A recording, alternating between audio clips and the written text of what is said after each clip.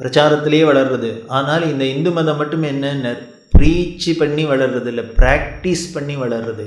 சும்மாவா ப்ராக்டிஸ் பண்ணியிருக்கா? காலங்காலமாக யுகம் யுகமாக எப்பேற்பட்ட ரிஷிகள்லாம் ப்ராக்டிஸ் பண்ணியிருக்கா, பண்ணி காமிச்சிருக்காள்.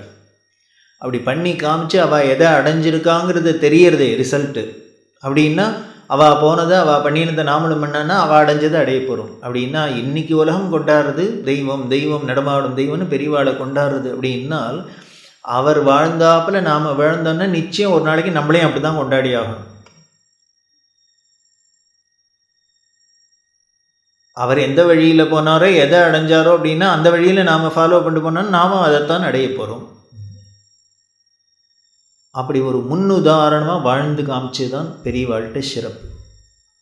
அந்த குருகிட்ட என்ன பண்ணணும் அப்படின்னா, குருகுலத்தில் கொண்டு குழந்தையில விடுறதுக்கு காரணம் என்னென்ன, வெறும் படிப்பு அறிவை மட்டும் வளர்க்குறதுக்கு இல்லை, இந்த குணங்கள்லாம் அவளை பார்த்து பார்த்து பார்த்து தானே இந்த குழந்தைகளுக்கு வந்துடும், ஒரு ஸ்வபாவமாக பழகிடும். அது ஒன்றும் பெரிய விஷயமா இருக்காது. ஏன்னா கண்ணெதிர்க்க ஒருத்தர் ஒன்றும் பண்ணி காமிச்சாக்கா இது ஒன்றும் முடியுமா முடியாதான்னு நமக்கு சந்தேகத்துக்கே இடம் இல்லை. அப்படிதான் பெரியவா இருந்து காமிச்சா, வாழ்ந்து காமிச்சா. அதனால் அவர்களோட வாழ்க்கையே நமக்கு உபதேசம்தான், அவளோட நடத்தையே உபதேசம்தான். சரித்திரம் சரித்திரம் அப்படின்னு சொன்னேனே, அன்றைக்கே சொன்னேன். சாரித்திரேன சகோ யுக்தா, வால்மீகி கேட்குறாரே, ராமாயணம் ஆரம்பிக்கிறதே அதானே. எவன் நடத்தையில் யுக்தமாக இருக்கிறது அப்படின்னா ரொம்ப ஒழுங்காக இருக்கிறதுன்னு அர்த்தம். ஒழுங்கு நடவடிக்கை அதில் யுக்தமாக இருக்கிறது எவனோடது அப்படின்னு, ராமரோடதுப்பா அப்படின்னு சொல்கிறாப்புல பெரியவாளோட வாழ்க்கை அவளோட நடத்தை எப்படி இருந்ததுன்னு யுக்தமாக இருந்தது. அதை பார்த்து ஓ இப்படி தான் நடந்துக்கணும் அப்படின்னு நமக்கும் ஒரு உதாரணமாக இருந்தது. அதனால் அவரோட வாழ்க்கையே உபதேசம்தான். இவர் வாயை திறந்து தனியாக சொல்லி தான் உபதேசம்னு இல்லை, அவரோட வாழ்க்கையே உபதேசம்தான். இருந்தாலும் தனியாகவும் வாயை திறந்தும் அப்பப்போ சொல்லவும் வேண்டியிருக்கு. அப்படி சொன்ன அந்த உபதேசங்கள் தான் நம்மளோட அறியாமை இருளை போக்கி நமக்கு ஒரு மன தெளிவை கொடுத்து நம்பிக்கையை கொடுத்து நம்மளை அந்த வழியில் போக வச்சு நம்மளோட வாழ்க்கை பூர்ணத்துவம் அடையிறதுக்கு, அடைய வேண்டியதை அடையிறதுக்கு ஒரு பெரிய உதவியாக இருக்குது. அப்படி இருக்கிற அந்த பெரியவாளோட உபதேசங்கள், அவரோட வாழ்க்கை நடவடிக்கை எப்படி இருந்ததுங்கிறது சில நிகழ்ச்சிகள் மூலியமாக பார்க்குறதே நமக்கு மனசில் அப்படியே பதியிறது. அதில் ரொம்ப முக்கியமான உபதேசம் வேத சம்ரக்ஷணம். முன்னமே சொன்னேன், அந்த தர்மத்திற்கு வேர் வேதம்தான் அப்படின்னு. அந்த வேதம் மட்டும் ஒரு மரத்தோட வேர் ஒழுங்காக இருந்து பாதுகாக்கப்பட்டதுன்னா நமக்கு அந்த மரம் பலன் தானே கிடைக்கிறது. அப்படி அந்த வேத சம்ரட்சணத்தை எப்படி பண்ணினா பெரியவா அப்படின்னு ஆயுசு முழுக்களும் இதைத்தான் பண்ணியிருந்தது. அவரோட மூச்சே அப்படிதான் இருந்தது. எஸ்ய நிஸ்வசிதம் வேதாக, எவருக்கு மூச்சு காத்தே வேதமோ அப்படின்னு சொல்லப்பட்டிருக்கே, அது இவருக்கு அவ்வளவு பொருத்தமாக இருந்தது. அந்த வேதத்தில் 4 வேதம், சதுர்வேதம், சதுர்வேதம்ங்கிற ருக்வேதம், யஜுர்வேதம், சாமவேதம், அதர்வ வேதம். அந்த 4 வேதம்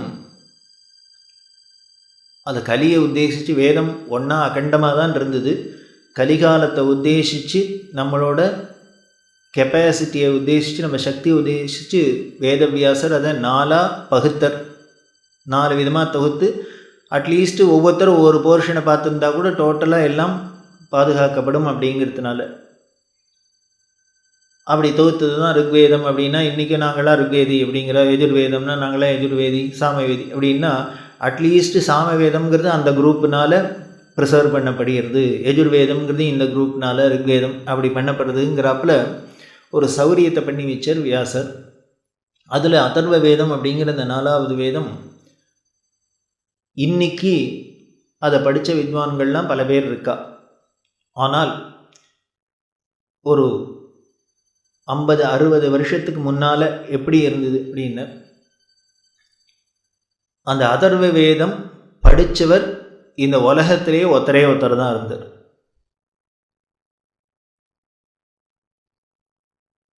வேதம் படித்தவா எல்லாருமே நம்ம நாட்டில் தான் இருந்தா, இந்த பாரத தேசத்தில் தான். அதுலேயும் இந்த அதர்வ வேதத்தை பூர்ணமாக படித்தவர் ஒருத்தரே ஒருத்தர். குஜராத்தில் சினார் அப்படிங்கிற ஒரு இடம், அதில் ஸ்ரீ வாசுதேவ் பச்சோலி அப்படின்னு ஒரு குஜராத்திக்காரர்.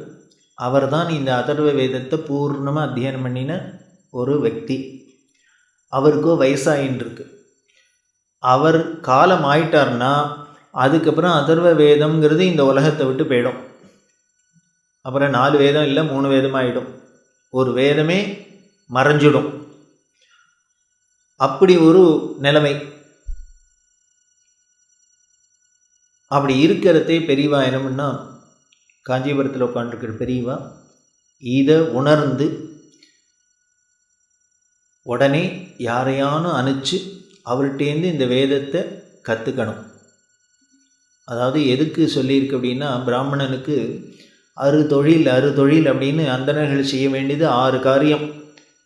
அது என்ன 6 காரியம் அப்படின்னு? அத்தியனம், அத்தியாபனம், அதாவது இவன் வேதத்தை படிக்கணும். அடுத்தது என்னென்ன? தாம் படித்ததை யாருக்கானும் சொல்லித்தரணும், அடுத்தவாளுக்கு சொல்லித்தரணும். அதாவது இந்த சிஷ்யர்கள்னு வச்சுட்டு தனக்கு தெரிஞ்ச சாஸ்திரம் என்ன கடுமையாகவே சொல்லுது, தனக்கு தெரிஞ்ச எந்த வித்தையாக இருந்தாலும் சரி, தனக்கு தெரிஞ்ச வித்தையை யாருக்கானும் ஒருத்தருக்கானும் சொல்லித்தரலேன்னால் மகா பாபமாக சொல்லியிருக்கு. அது இன்னும் பயமுறுத்துறது. அப்படி யாருக்கானும் சொல்லித்தராத இருந்தால் இவனுக்கு தெரிஞ்ச வித்தியை அடுத்த ஜென்மம் மலைப்பாம்பாக பிறப்பணும். மலைப்பாம்பா ஏன் பிறக்கிறது அப்படின்னா, மலைப்பாம்புக்கு ஒரு குணம் என்ன அப்படின்னா, அது ஓடி ஓடி போய் சாப்பாடு தேடாது, அது பாட்டுக்கு விஷாத கடந்த இடத்துலேயே கிடைக்கும். அங்கே போய் எதானும் போச்சுன்னா, குறுக்க போச்சுன்னா இது வாயை பொழுது உள்ளுக்குள்ளே போட்டுக்கும். ஒன்றும் எதாவில் போகவே இல்லைன்னா இதுக்கு சாப்பாடு கிடையாது. அப்படி யாரான்னு இருக்க முடியுமா? நம்ம சித்தைக்கு ஒருத்தரும் போய் பார்க்குறோம், கிச்சனில் ஏதாவது நடந்துட்டுக்கா, கார்த்தால சமையல் இமேல் நடக்கதான், மத்தியானம் லஞ்சுக்கு என்ன வரும்னு. நாம் பாட்டுக்கு ஹால்லையே உட்காந்துன்னு பேப்பரை வச்சுட்டு கரெக்டாக 12 மணிக்கு வரும், தானே தட்டு வரும், வந்தால் சாப்பிட்லான்னா வராத விட்டுட்டா என்ன பண்ணுறது? அப்படி இருந்து பிரயோஜனம் இல்லையே. அதனால் மலைப்பாம்பா பிறக்கும் அப்படின்லாம் பயமுறுத்துறது. அது அப்படின்னா என்ன, வேறு ஒன்றும் இல்லை, இப்படி பயமுறுத்தியானும் தன்னோட வித்தையை இன்னொருத்தருக்கு சொல்லித்தர வைக்கிறது தான் நம்மளோட இது. நமக்கு நம்ம மதத்தில் அது ஒரு சிறப்பு. எல்லோரும் பரியாசம் பண்ணுறா, என்ன அது பண்ணலைன்னா சாமி கண்ணை குத்துரும் அப்படின்னார். இப்படி பயமுறுத்தியானும் நல்ல வழியில் போக வைக்கிறது, ஒழுங்காக சொல்லி இல்லி பார்க்குறது, போனால் நல்லது இல்லது அப்படின்னு. சொந்த கேட்கலைன்னா என்ன பண்ணலைன்னு சந்தியாவந்தனம் பண்ணலைன்னா சாமி கண்ணை குத்தும் அப்படின்னா, இந்த சாமி கண்ணை குத்தாத இருக்கணுமேங்கிறதுக்காக பண்ணி தொலைப்போம் அப்படின்னு பண்ணட்டுமேன்னு. மொத்தத்தில் குழந்தை என்ன மருந்து என்ன வாயை திறக்குமா, இன்னொரு அம்சம் ஊற்றுங்கம்மாங்குமான்னு மருந்தை கையில் எடுத்தோடனே வாயை மூடின்னு இறுக்கி மூடின்னு ஓடுறது. திருண்டு பிறந்த குழந்தையாக இருக்குது, உலகமே தெரியல, ஆனால் பாலாடையில் மருந்து கொடுக்கணும்னு கடிச்சிக்கிறது வாயை. அதே சர்க்கரையை தடவினோன்னுங்கிறது. அதை போல தான் இங்கே நல்லது நன்மை வைக்கும் அப்படின்னா அதை சொன்னாலும் நமக்கு கேட்குறதுக்கு மனசு வரமாட்டேங்கிறது. அப்போ என்ன பண்ணுறது? என்ன கையை காலை அமுக்கியான்னு வச்சு வாயில் வச்சு போட்டுறாப்புல பயமுறுத்தி சாமி கண்ணை குத்துரும், அப்போதும் கண்ணை குத்துரும், எத்தையான்னு சொல்லி ஒன்று பண்ண வச்சுடுறது. அதுதான் நமது சிறப்பு. அப்படின்னா நம் முன்னோர்களுக்கு ரிஷிகளுக்கெல்லாம் என்ன ஒரு பிரியம், நம்மள்ட்ட என்ன ஒரு கருணை நம்ம மேலே. நம்ம கேடுகிட்டு போனால் என்ன, நம்ம சொர்க்கத்துக்கு போனால் என்ன, நரகத்துக்கு போனால் என்ன, நம்ம சௌக்கியமாக இருந்தால் என்ன, சந்தோஷமாக இருந்தால் என்ன, அவளுக்கு எதான லாபமாக நஷ்டமாக ஒன்றும் இல்லை. எதுக்கு இவ்வளவு சொல்லணும் அப்படின்னா, அதுதான் அந்த அன்பு, கருணை. ஐயோ இந்த குழந்தைகள் வீணாப்படாத இருக்கணுமே, இதை எப்படியான ஒரு வழி பண்ணி அவளை நல்ல வழிக்கு கொண்டு வரணுமே அப்படின்னு நினைக்கிறது தானே உண்மையான அன்பு. அதுதான் நமது ரிஷிகள்கிட்டையும் நம் முன்னோர்கள்ட்டையும் இருக்குது. அதனால தான் இப்படி இல்லாம் நம்மளை மிரட்டி உருட்டி அத்தை பண்ணி சாமதான வேத தண்டம் அப்படின்னு எப்படியான ஏதோ ஒரு வழியில் நம்மளை நல்ல வழி கொண்டு வந்துடுறது. அப்படி அதுதான் முக்கியம். அதை மாதிரி இங்கே எங்கேயோ குஜராத்தில் இருக்குது, அது போயிடுத்து அப்படின்னா இனிமேல் அவ்வளோதான், இந்த உலகத்தை விட்டே போயிடும். அதனால தான் இவனுக்கு என்ன பண்ணித்தது, நீ படித்தது மட்டும் உன்னோட வேலை இல்லைப்பா, நீ படித்ததை யாருக்கானும் சொல்லித்தரணும். அதுதான் 2வது தொழில். நீ படிக்கிறது முதல் தொழில், தான் படித்ததை அடுத்தவாளுக்கு சொல்லித்தருது அத்தியாபனம் 2வது தொழில். 3வது என்ன? யஜனம். யஜனம் அப்படின்னா படித்தா மட்டும் போருமா? கற்றவை நிற்க அதற்கு அப்படின்னு அதில் சொன்னபடி நடந்துக்கணுமே. அதுதான் அந்த வேதம் சொன்னபடி, வேதத்தை படிச்சுட்டு வேதம் சொன்னபடி உலக நன்மைக்காக யாக யஜ்ஞங்கள் புரியறது. இது இவனோட வேலை. இது மட்டும் அல்ல, அடுத்தது யாஜனம் அப்படின்னா இவன் பண்ணுறதோடு இல்லை, மற்றவாளுக்கு பண்ணி வைக்கிறது, அடுத்தவாளையும் பண்ண வைக்கிறது. 4 ஆச்சா? 5வது என்ன? தானம் வாங்கிக்கிறது. ஏன்? நீ பிராமணன் அஃபீஷியல் பிச்சைக்காரன் யார் அப்படின்ன சாஸ்திரப்படி பாப்பான் தான். அவன் எப்படி இருக்கணும் அப்படின்னா, நாளைக்கு என்ன இருக்குன்னு நினைக்கப்படாதான், பார்க்கப்படாதுன்னு சொல்ல, நினைக்கப்படாது. உஞ்சவிருத்தி அப்படின்னு, உஞ்சவிருத்தின்னா வேற ஒன்றும் இல்லை, பச்சையாக, ரொம்ப பச்சையாக சொன்னாக்க பொறுக்கி திங்கிறதுன்னு அர்த்தம். உஞ்சவிருத்தின்னா பொறுக்கி திங்கிறதுன்னு அர்த்தம். அந்த பொறுக்கி தின்னி யாருன்னு பாப்பான் தான். அப்படி தான் இருக்கணும். அதாவது களத்து மேட்டில் என்ன பண்ணுவான், வயலில் எல்லாம் பண்ணி அறுவடை பண்ணி அதை களத்து மேட்டில் பண்ணி அந்த நெல்லை பிரித்து எடுத்து மூட்டை கட்டி எடுத்துன்னு போகிறா இல்லையா? அப்படி போகிறதே ஒட்டை வழித்து தொடச்சி எடுத்துன்னு போகக்கூடாதுன்னு அவளுக்கு நியமம். அதில் என்ன பண்ணும், கொஞ்சம் விட்டுட்டு வரணும் அங்கேயே.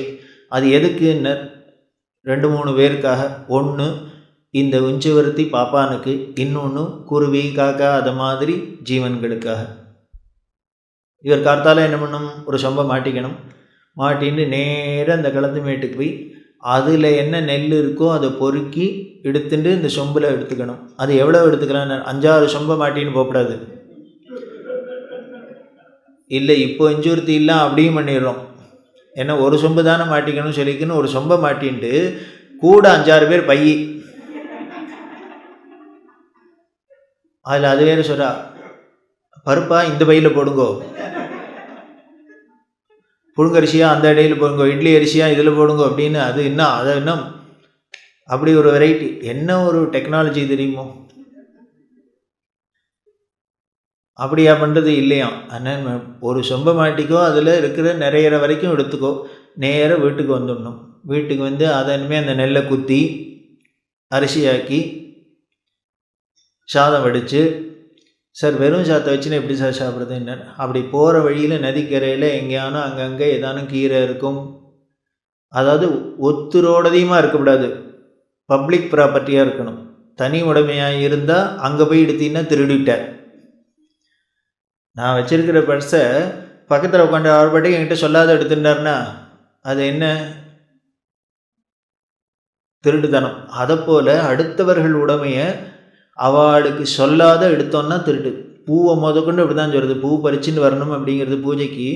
அது என்ன பண்ணணும்னா, போகிற வழியில் தான் ரோட்டில் காம்பவுண்ட் வால்லேருந்து பிரமாதமாக பவழமல்லி இருக்குது அப்படின்னால் நீ பாட்டுக்கு எடுத்துன்னு வந்து பூஜை பண்ணினா திருட்டு பூவை பூஜை பண்ணின சுவாமி உடனே போட்டுக்கிறார் என்ட்ரி.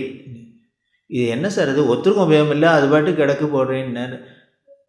அதை பற்றி உனக்கு என்ன கவலை?